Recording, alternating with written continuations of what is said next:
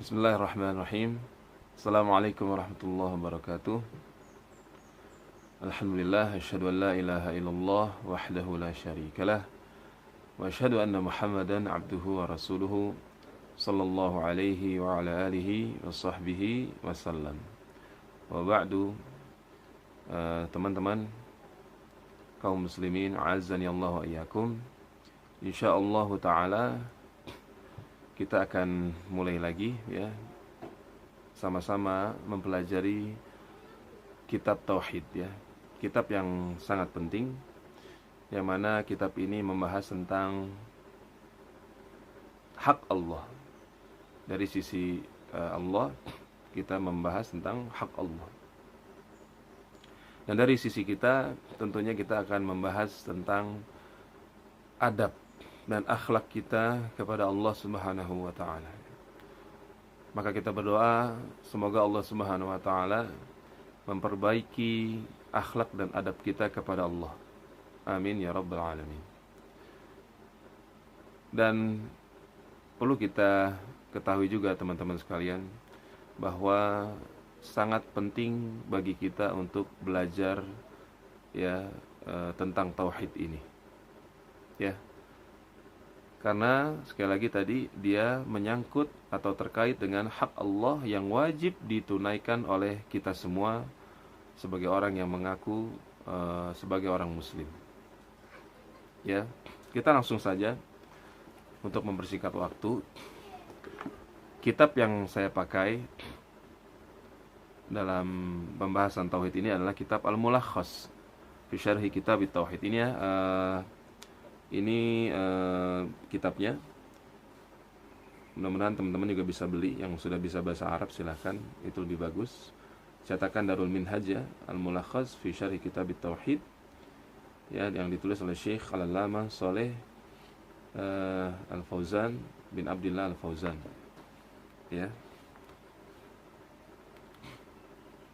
Shalih bin Fauzan bin Abdullah Al-Fauzan hafizahullah taala. Itu kitab yang saya pakai ya.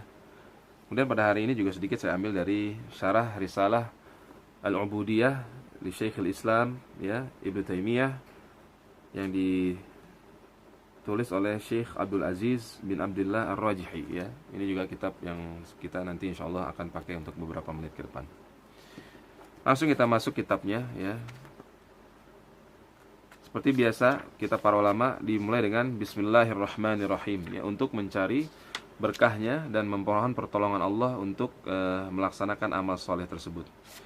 Dan Syekh Fauzan di kitab-kitab yang lainnya, kitab-kitab beliau ya, juga menjelaskan ketika kita menulis sebuah kitab dan memulainya dengan Bismillahirrahmanirrahim, maka insyaallah akan penuh barokah, akan penuh manfaat, dan diambil manfaatnya oleh orang lain ya.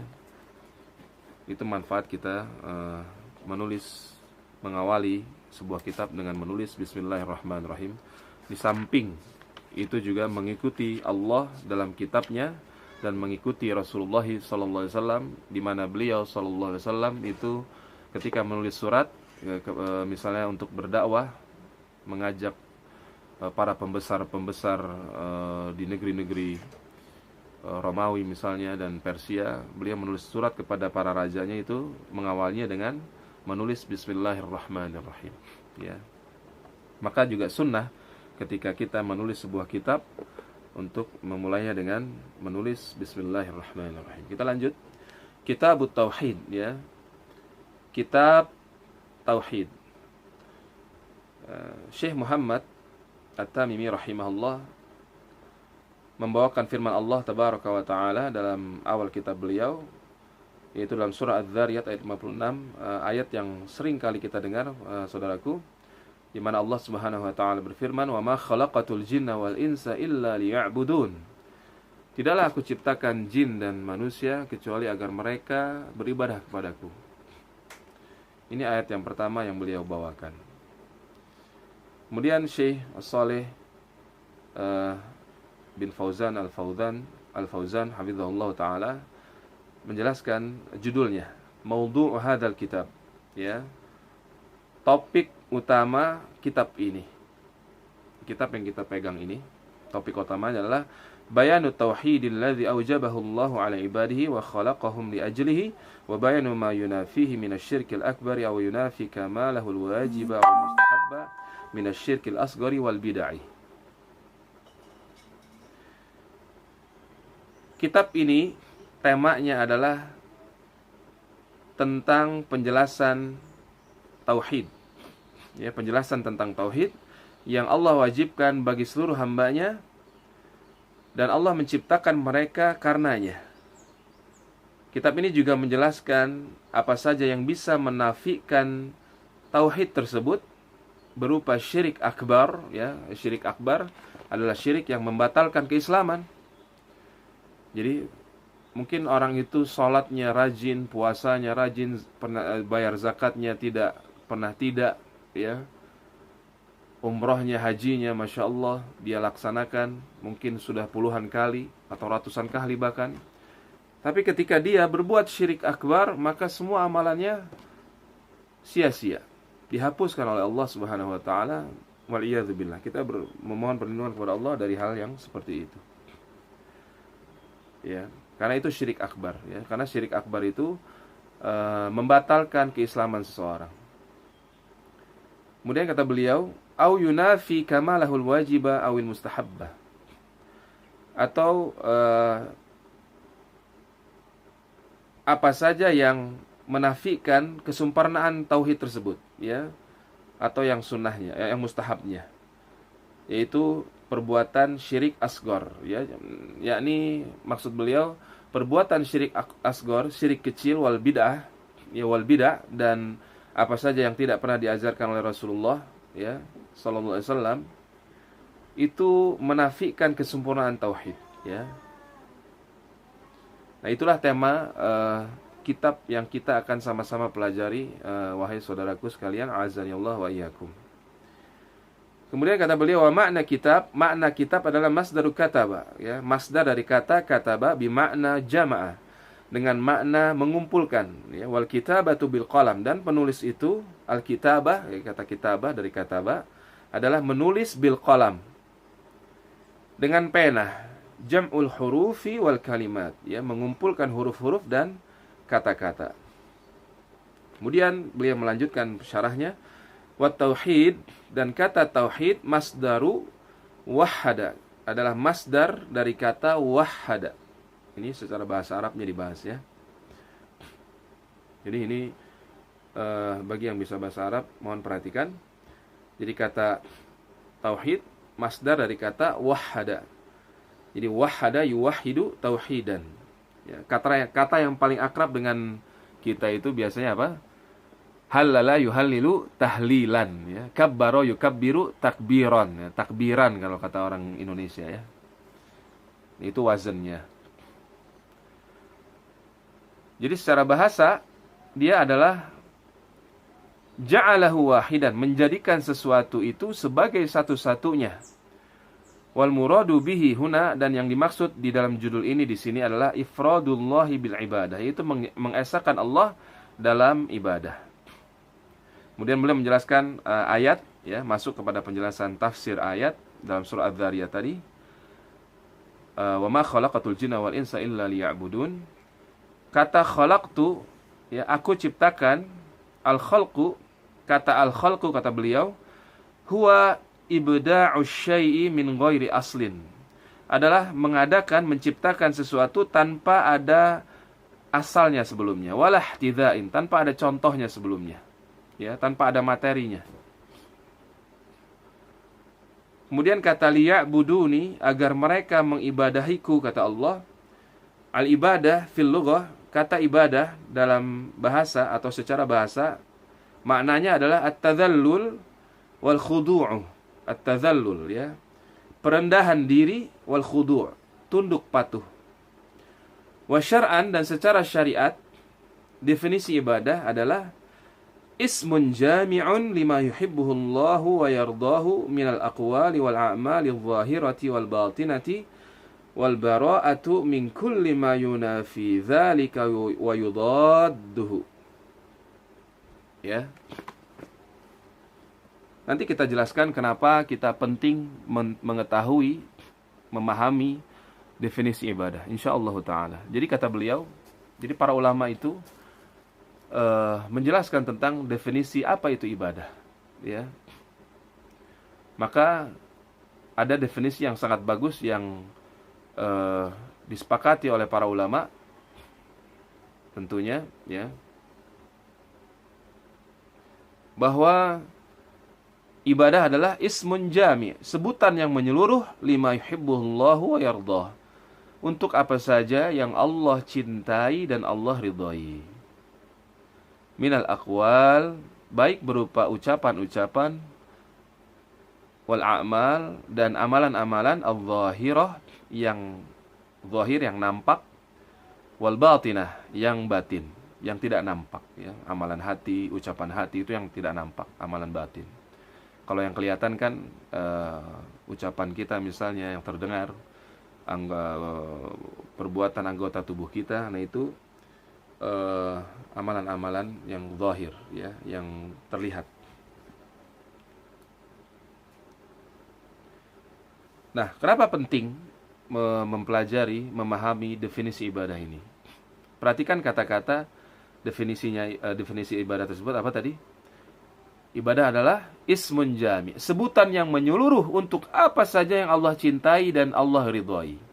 Maka timbul pertanyaan, saudaraku, azani Allah wa iyyakum, timbul pertanyaan, tahu dari mana kita ini bahwa sebuah ucapan atau keyakinan atau amalan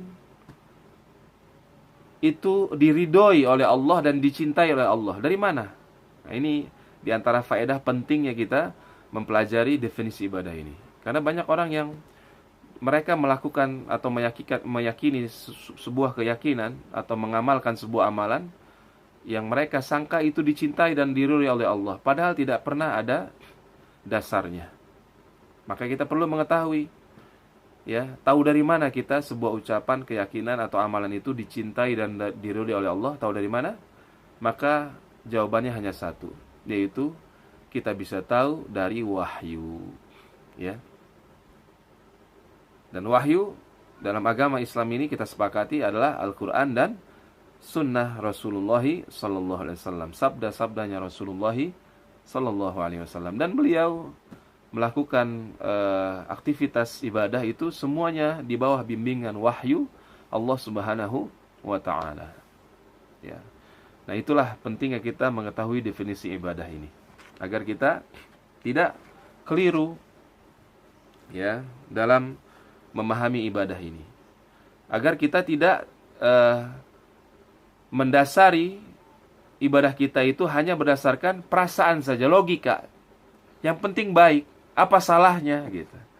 Nah, ini dalil-dalil yang merupakan bisikan setan, ya, yang mana ada orang-orang yang ketika kita nasihati bahwa ibadahnya itu, yang mereka yakini bahwa ibadahnya itu dicintai dan diridhoi oleh Allah, ya, padahal tidak pernah diajarkan oleh Rasulullah, kita nasihati, maka mereka akan menjawab dengan apa? Dengan perasaannya, dengan logikanya. Apa salahnya?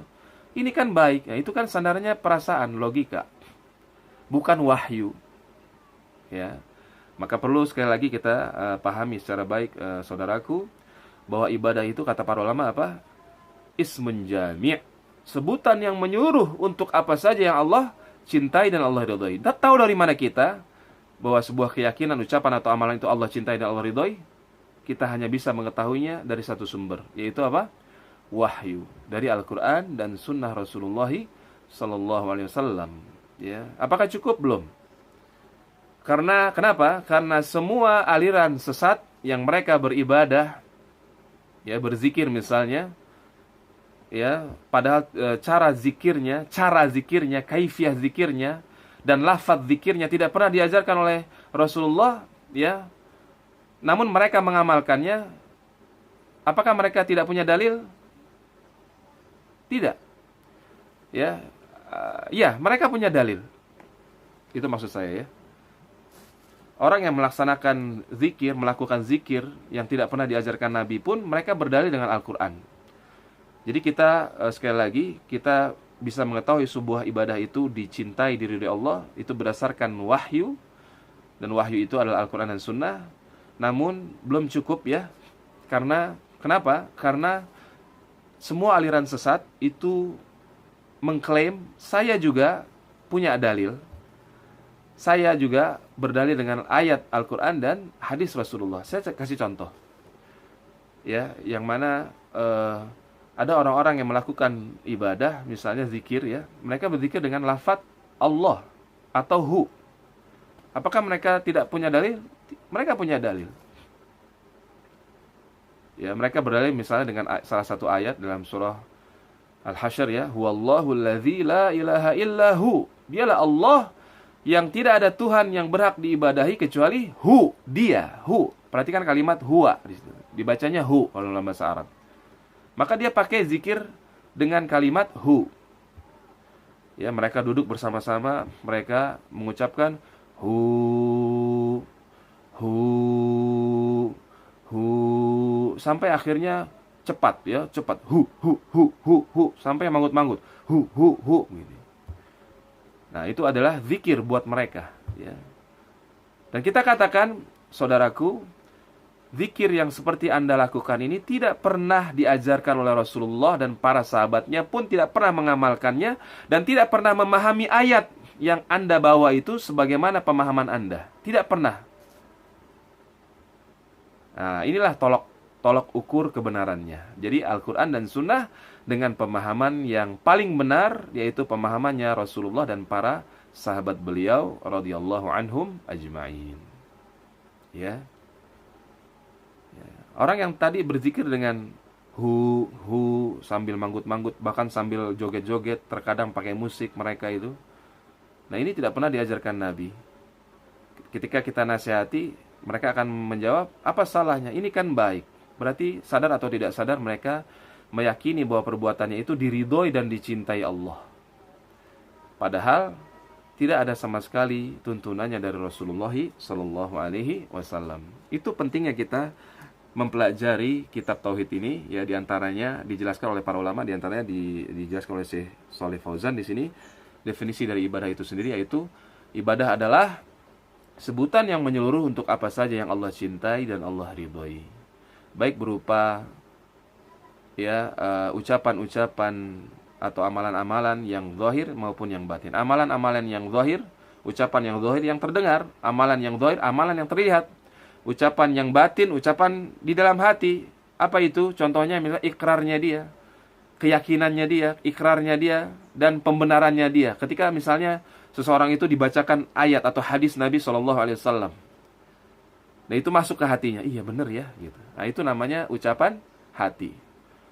Adapun ucapan amalan hati misalnya apa? Mencintai Allah, mencintai Rasulullah SAW. Ucapan lisan kita tahu, membaca Al-Quran itu ibadah. Bersolawat untuk Rasulullah Muhammad SAW dengan solawat-solawat yang diajarkan oleh beliau, itu pun ibadah yang dicintai oleh Allah Subhanahu wa ta'ala. Ya, berzikir, bertasbih, subhanallah, alhamdulillah, la ilaha illallah, Allahu akbar, la hawla wa la quwata illa billah, beristighfar, astaghfirullahaladzim, dan seterusnya, itu pun ibadah ya. Bahkan Allah menjanjikan pahala yang besar untuk zikir misalnya. Siapa saja yang membaca subhanallahil azimi wa bihamdi, Allah tanam baginya satu pohon korma di surga nanti. Masya Allah. Begitu maha pemurahnya, maha penyayang Allah Subhanahu wa ta'ala. Ya. Nah itu ibadah ucapan lisan yang Allah ridhoi. Tahu dari mana kita ucapan bahwa subhanallahil azim wa bihamdi itu dari Allah? Dari hadis Nabi, karena Rasulullah yang mengajarkannya. Tahu dari mana kita salawat Allahumma salli ala Muhammad wa ala ali Muhammad kama sallaita ala ali Ibrahim innaka Hamidum Majid. Allahumma barik ala Muhammad wa ala ali Muhammad kama barakta ala ali Ibrahim innaka Hamidum Majid. Tahu dari mana salawat ini diridhoi, dicintai oleh Allah Subhanahu wa taala? Tahu dari wahyu, dari Nabi Muhammad, karena Nabi Muhammad yang mengajarkan salawat ini, gitu.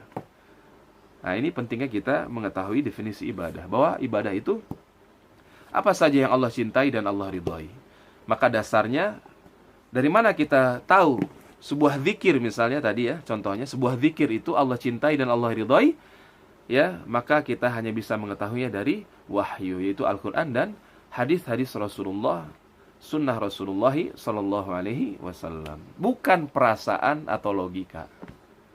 Kalau pakai perasaan dan logika seperti tadi, dia ambil dalil, dia comot ayat Al-Quran. Contohnya ayat tadi ya, huwallahu ladzi la ilaha illahu. Dialah Allah yang tidak ada ilah yang berhak diibadahi dengan benar kecuali huwa, hu. Maka dia comot ayat ini, dia pakai zikirnya kalimat hu, hu, hu, hu, hu, hu, hu, sambil manggut-manggut begitu. Dari mana? Ketika ditanya dari mana? Nah, ini ayatnya ada. Tapi ketika ditanya hadisnya mana, nggak ada. Ya, jadi dia sadar atau tidak sadar, dia merasa lebih paham Al-Quran dan Sunnah dibanding para sahabat Nabi. Wal'iyadzubillah. Dia merasa lebih berilmu, lebih tahu mana yang benar, lebih tahu ya bagaimana memahami dan mengamalkan ayat itu. Mereka merasa lebih tahu, ya, memahami dan mengamalkan ayat dibanding Rasulullah dan para sahabat. Wal'iyadzubillah. Orang kalau sudah seperti ini, maka ya dia termasuk orang yang wal'iyadzubillah, orang yang paling rugi. Ya, rugi. Dia bahkan dia merasa telah mengamalkan kebaikan padahal tidak sama sekali. Wal'iyadzubillah ya. Begitu kaum muslimin ya. Sampai di sini dulu ya tentang definisi ibadah. Nanti kita lanjutkan lagi, kita dalami lagi. Kenapa kita penting, kenapa dijelaskan oleh para ulama tentang definisi ibadah ini. Ya. Saya cukupkan dulu sampai di sini. Semoga bermanfaat buat saya, ikhlas karena Allah Subhanahu wa taala dan menjadikannya sebagai sebab mengalirnya pahala buat saya meskipun saya nanti sudah wafat ya. Amin ya rabbal alamin. Dan begitu juga siapa saja yang menonton video ini dan berusaha dengan ikhlas mengambil pelajaran darinya, semoga Allah Subhanahu wa taala menjaganya, menjaga saya, menjaga Anda semua dalam kebaikan dan mematikan kita dalam kebaikan, dalam keimanan kepada Allah dan Rasulnya, dalam ketaatan kepada Allah dan Rasulnya sallallahu alaihi wasallam. Kita cukupkan. Subhanakallahumma bihamdik, asyhadu an la ilaha illa anta astaghfiruka wa atubu ilaik. Wassalamualaikum warahmatullahi wabarakatuh.